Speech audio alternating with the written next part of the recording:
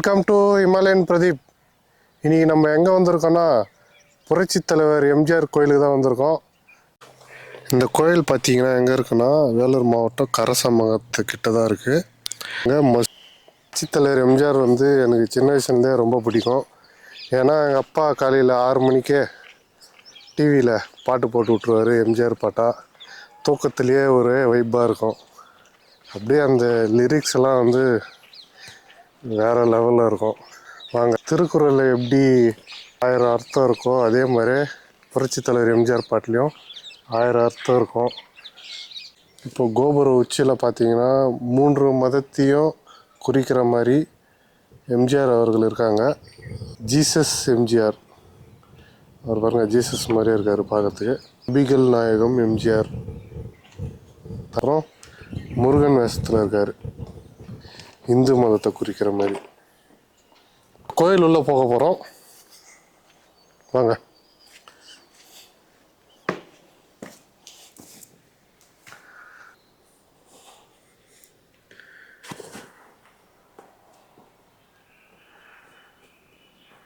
காட்பாடி தொகுதி எக்ஸ்எம்எல்ஏ ரகுபதி ரெட்டி மகன் டிஆர் முரளி அவர் நினைவு எம்ஜிஆருக்காகவே கோயில் கட்டணும் சின்ன வயசுலேருந்து ஒரு உள்ளத்தில் இருக்குது. அதை அவர் அந்த நினைவை நான் 65 வயசில் இன்றைக்கி நிறைவேற்றுகிறார். காட்பாடி தொகுதி தொண்டாந்தொழிச்சி கூட்டுரோட்டில் நம்ம கரசமங்கலம் பஞ்சாயத்தில். அதனால் அவர் வந்து அந்த எம்ஜிஆருக்காக ஒரு இந்த கடவுளுக்கு ஈக்குவலாக இந்த இடத்த வந்து உருவாக்கி எப்படி கடவுளுக்கு செய்கிறோமோ அதே மாதிரி செய்துக்கிறார். இந்த எம்ஜிஆருக்காக அவர் எம்ஜிஆர் எப்படி எப்படி நடித்தாரோ அதுக்காகவே அவர் கடவுள் எப்படி எப்படி நினைவு படத்தில் நடித்தாரோ அதே மாதிரி அவர் வந்து வள்ளல் மாதிரி வாரி வாரி கொடுத்தார். அதுக்கோசரமே அவர் வந்து அவர் கடவுளை ஏற்றிக்கிட்டு இங்கே இருக்கிற இந்த பகுதியில் வந்து இந்த தமிழ்நாட்டில் இந்த உலகத்திலே வந்து இது ஒரு பெரிய பிரமாண்டமாக கட்டிக்கிறார். இந்த கோயில் வந்து இன்னும் வளரணுன்று, இன்னும் இந்த இந்தியா ஃபுல்லாகவே அப்படியே பரவணும் உலகத்துக்கு. பெரிய ஒரு சமஸ்தானம் மாதிரி. ஏன்னா ஒரு மனிதனுக்கு வந்து சாதாரண ஒரு மனிதனுக்கு வந்து கடவுளை யாருமே ஏற்றுக்க மாட்டாங்க. ஆனால் இவர் ஏற்றுக்கிட்டு ஒரு பிரமாண்டமான ஒரு கோயில் கட்டியிருக்கிறார். ஒரு மனிதனுக்கு வந்து கோயில் கட்டுறாங்கன்னா சாதாரண விஷயம் கிடையாது. அவர் வந்து வளர்ச்சியும் அவருடைய நடவடிக்கையும் அவர் கடவுள் மாதிரியே வாரி வாரி எல்லாருக்கும் வழங்கினார். அதுக்காகவே அவர் ஒரு கோயில் கட்டி இங்கே வந்து இலவசமாக கல்யாணம் பண்ணுறதுக்கு டைனிங் ஹாலும் கட்ட போகிறார் பக்கத்தில். அதனால் வந்து இது ஒரு பிரபலமாகணும், மக்கள் உலகமே பரவியது ஒரு எதிர்காலம் வந்து ஒரு கோயிலாகவே நினைக்கணும். திருப்பதி எப்படி இதோ அது மாதிரி அதை விட ஃபேமஸ் ஆகணும். இது மக்கள் வந்து ஒரு 10,000 ஜனத்துக்கு மேலே இன்றைக்கி கும்பாபிஷேகத்துக்கு வந்தாங்க. டெய்லி ஜனங்க வந்து போயினே வந்துனே இருக்கிறாங்க. ஏன்னா இருக்க வந்து ஜனங்களுக்கு வந்து வெளிப்படுத்துது. ஒரு படத்தில் நினச்சா ஒரு சாதாரண ஒரு மனிதனுக்கு வந்து கடவுளாக ஏற்றுக்கிறேன்னா எல்லாராலும் முடியாது. அது அவர் ஏற்றிட்டு இந்த இடத்த வந்து உருவாக்கிக்கிறார். ஒரு 5-6 கோடியில் வந்து இடத்த கட்டி உருவாக்கி கோயில் வந்து உருவாக்கிட்டு இருக்கிறாரு. நினச்சதே படமாக தான் நடித்தார். எல்லாரையும் காப்பாற்றுற மாதிரி செய்கிற மாதிரி. அதே மாதிரி வந்து எங்கள் உள்ளத்துலேயும் அதே மாதிரி இதனால தான் நாங்களும் வந்து தொண்டு செய்துனுக்கிறோம். எதுக்கு? எம்ஜிஆருக்காகவே, கடவுளுக்காக. அவர் கடவுளாக ஆகிட்டார். ஏன்னா கடவுளுக்கு என்ன செய்கிறோமோ அதே ஈக்குவலாக பண்ணிட்டாங்க. அதே மாதிரி பண்ணிட்டாங்க. இன்னும் வந்து ஜனங்களுக்கு வந்து அப்படியே இதோ வெளி போனோம், வெளி உலகத்துக்கு எல்லா இடத்துக்கும் போயிட்டு இந்த இடம் வந்து ஒரு தேர்தல் மாதிரி நடக்கணும். அதனால் வந்து எம்ஜிஆர் வந்து கடவுளாக தான் நினச்சோம். அவர் எப்படி படத்தில் நடித்து எல்லாருக்கும் வாரி வாரி கொடுத்தாரோ அதுக்காகவே அவர் கடவுளாக நினச்சிருந்தாங்களோ. எங்களுக்கும் நானும் எந்த கட்சியும் கிடையாது. ஆனால் இவர் வந்து கடவுளாக நினச்சது நானும் வந்து இதில் தொண்டு செய்துனுக்கிறேன். அதனால் இந்த இடம் வந்து இன்னும் உலகத்தில் எல்லோரும் ஃபேமஸ் ஆகணும். ஒரு சாதாரண ஒரு மனுஷனுக்கு வந்து கடவுள்ன்றது எம்ஜிஆரை தவிர வேறு யாராலும் முடியாது. அந்த வந்து எத்தனோ பேர் படம் நடிச்சுக்கிறாங்க, எத்தனோ பேர் இது பண்ணிக்கிறாங்க. ஆனால் எல்லாராலும் இது வாங்க முடியாது. அவர் எடுத்த படமெல்லாம் வந்து எல்லாமே வந்து மக்களுக்கு தேவை செய்கிறது தான். அதனால் அப்பேற்பட்ட ஒரு புண்ணியவனுக்கு ஒரு கோயில் கட்டி கும்பிடுன்றது தான் ஆசை எங்களுக்கு. அதனால் கோயில் கட்டிட்டோம் பிரம்மாண்டமாக. ஏன்னா நாங்கள் சொல்கிறதில் நீங்களே பார்த்துருப்பீங்க இந்த இடத்துல என்ன கட்டிக்கிறேன், எப்படி கட்டிக்கிறேன்னு. இது உலகத்துலேயே எங்கேயுமே இந்த மாதிரி ஒரு கோயில் கிடையாது. ஒரு மனுஷனுக்கு வந்து கோயில் கட்டுறாங்கன்னா பெரிய புண்ணியம் தானே அது. அதனால் வந்து இது இன்னும் வளரணுன்றது உங்கள் யூடியூப் சேனல் மூலமாக இன்னும் வளர்ச்சி பண்ணணும். உங்களால் தான் முடியும் வளர்த்து. அது மாதிரி உருவாக்குங்க சார். அவர் படித்தது ஒன்று கூட ஃபைலாக இருக்காது சார். எல்லா படமே அவர் ஆதரிக்கிறது, ரேஷன் கடைக்கு போகிறது, மக்கள் தெருவில் படுத்துக்கிற மக்களை எழுப்பி கொடுக்கறது, ஆதரிக்கிறது, அவருடைய நடிப்பே கடவுள் மாதிரி காப்பாற்றுறது தான் படமே. ஒரு படம் அவர் எந்த படம் அந்த படம் எதுவும் வித்தியாசம் சொல்ல முடியாது. எல்லா படத்துலையும் அதே தான் சொல்ல முடியும். கடவுள் மாதிரி தான். ஏழை நிற்கிறதாங்க, ரேஷன் கடைக்கு போகிறது, தேர்தலில் நிற்கிறது, இந்த மாதிரி தான் அவர் பண்ணாரே தவிர அவர் அடாவடி யாருக்கிட்டையும் பண்ணது கிடையாது. எல்லா படத்துலையும் நடிச்சுட்டு எல்லாரையும் காப்பாற்றுற மாதிரி தான். அவர் எந்த படத்தில் அநியாயமான படமே எடுக்கலை. ஏன்னா ஒரு படத்தில் நான் குறை சொல்ல முடியாது. உரிமை குரல் அது மாதிரி தான். அதில் என்ன அண்ணன் தம்பிக்கு என்ன பிரச்சனை, அந்த மாதிரி இடத்தோட போராடிக்கிறார். நாளை நமது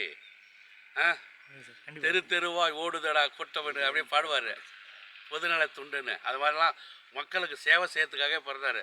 அதனால் அவரை கடவுளாக ஏற்றுக்கணும். நாங்கள் அவர் செய்த பணிக்கு தான். அதே மாதிரி எல்லாரையும் அவர் உருவாக்கிறார். எந்த படத்தையும் நான் சொல்ல முடியாது. வயிற்றுக்காக அப்படியே பாடுவார், கவுர்லேயே போய் நடந்து போவார், தெரியுமா? அது மாதிரி எல்லா படமே அது மாதிரி தானே இருக்கு. அவர் எந்த படம் சரியில்லைன்னு சொல்ல முடியும்?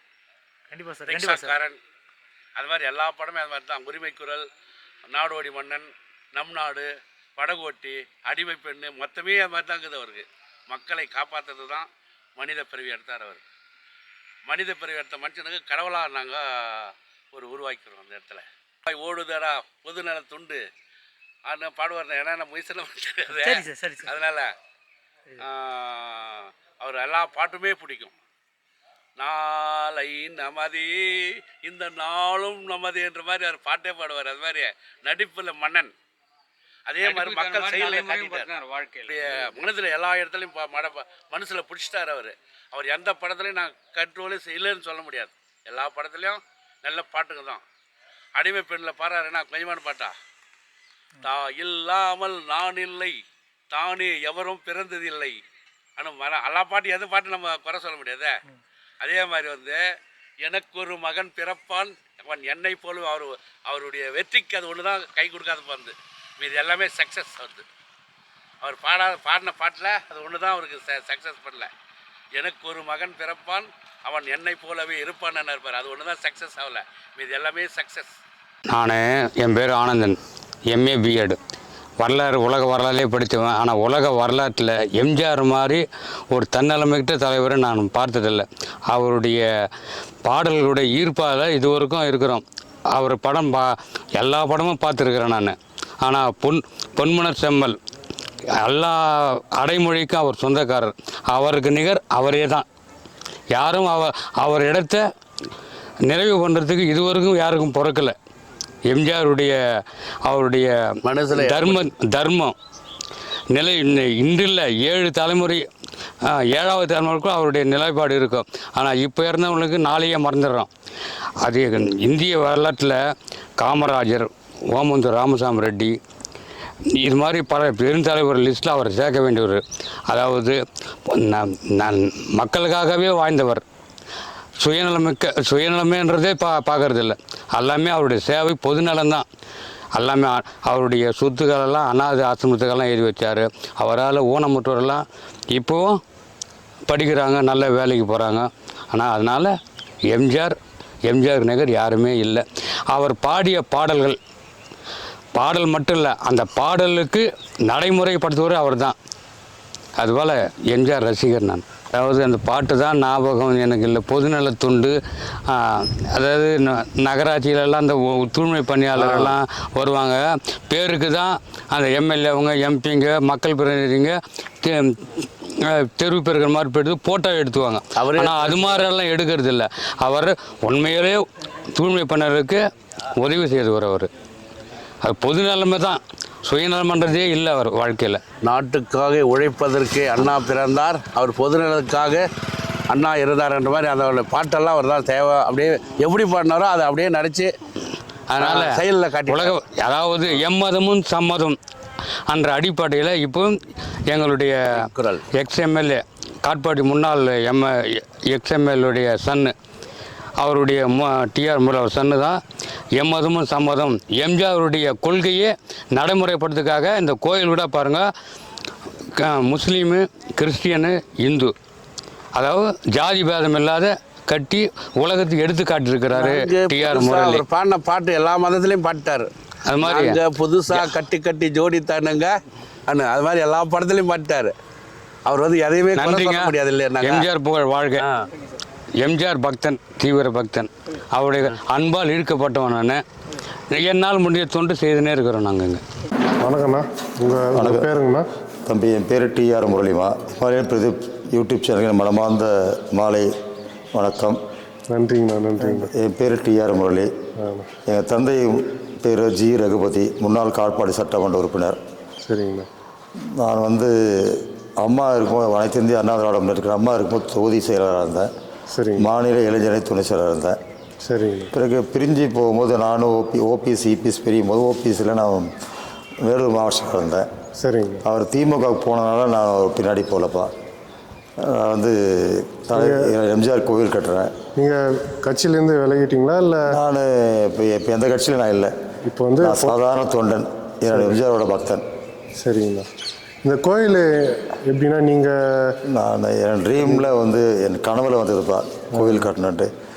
அவரால் நான் சின்ன வயசுலேருந்து ஈர்க்கப்பட்டவன். என்னோட எம்ஜிஆர்னால எங்கள் குடும்பத்தூர் நாங்கள் வந்து எம்எல்ஏ இப்போது மெரினா இப்போ நினைவிட பார்க்கணுன்னா மெரினா பீச் போவோம். எம்ஜிஆர் கோயிலுன்னு நாங்கள் கேள்விப்பட்டதே இல்லை. உங்களுக்கு எப்படின்னா அந்த ஐடியா? அதான் எனக்கு வந்து சின்ன வயசுலேருந்து நான் நிறைய என்னோட எம்ஜிஆரோட பாடல்கள், அவர் பாடல்கள் நிறைய பார்த்து ஈர்க்கப்பட்டவன்.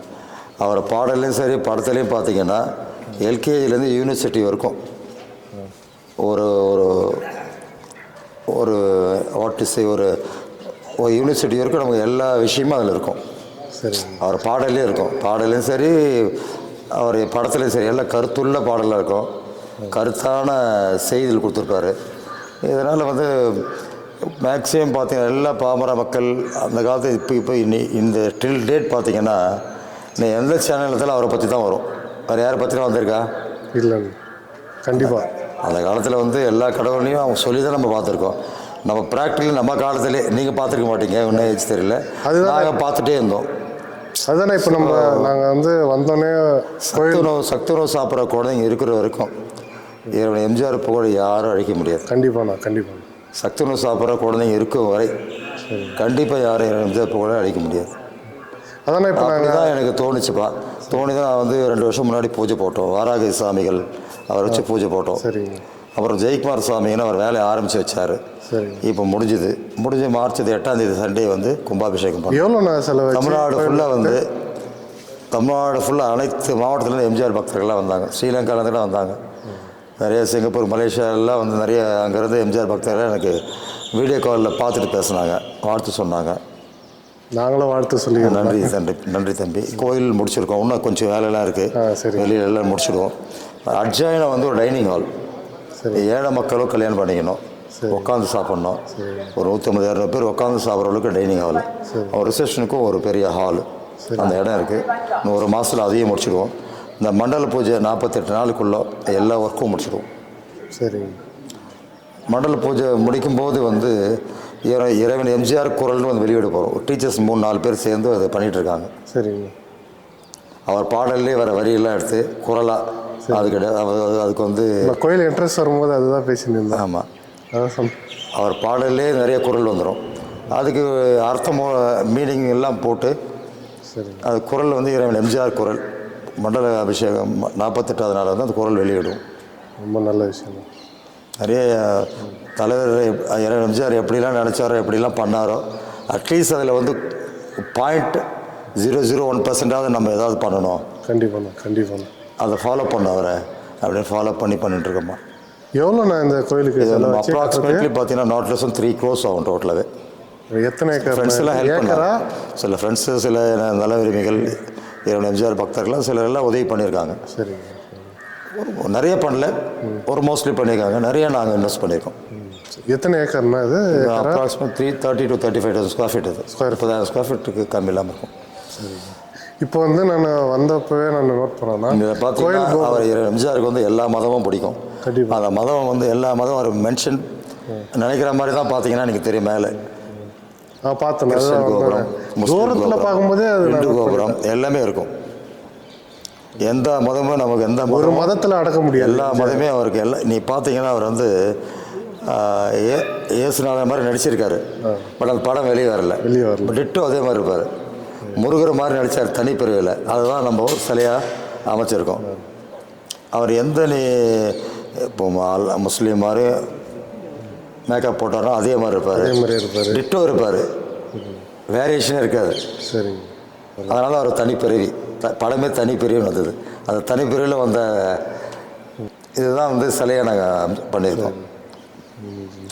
அடுத்த பிளான் என்னென்னா கோயில் முடிச்சிட்டோம், அடுத்து டைனிங் ஹால் இதெல்லாம் முடிச்சிடுவோம். சரிங்க. இதெல்லாம் முடிச்சுட்டு இன்னும் ஒரு 48 days மண்டல பூஜைக்குள்ளே டோட்டலாகவே முடியும், இந்த ஒர்க்கெல்லாம் முடியும்.